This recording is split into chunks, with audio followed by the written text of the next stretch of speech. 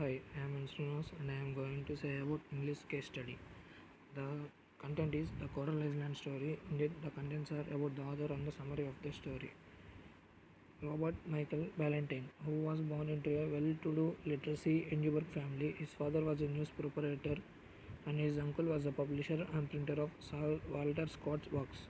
Bad financial invest, however, caused the family's ruin, and in 1841, Ballantyne's father appointed him as a clerk with the Hudson Bay Fur Company in Canada. The Coral Island story is about the three teenage boys, the sole survivors of a shipwreck, and find themselves marooned on a desert island in the South Pacific. With little more than a telescope and a broken knife, the youth must find food and shelter until learn survive.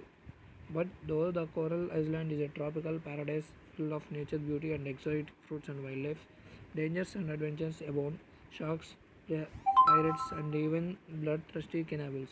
Scottish-born R.M. Ballantyne wrote many wrote more than 90 books for young people during the Victorian era, the most famous of which is The Coral Island, which is published in 1857, is a tale whose popularity has proved so enduring that it never been out of print. A thrilling story in a tradition of Robinson Crusoe and a key influence on later classics such as Robert Louis Stevenson, True Island, and William Goodland, The Lord of Files. The Coral Island is presented here in a new scholarly edition that includes the unabridged text of the first British edition, a new introduction and notes by Ralph Cleary and Lisa Fletcher, and the original illustrations by the author. In this, they have just passed through the canal in the reef. The natives gave a loud cheer, and the Missouri waved his hat, while he stood on a coral rock with his grey hairs floating in the wind. We had the single word farewell borne faintly over the sea. That was the night as we sat on the trail, gazing out upon the wind sea and up into a starry fragment.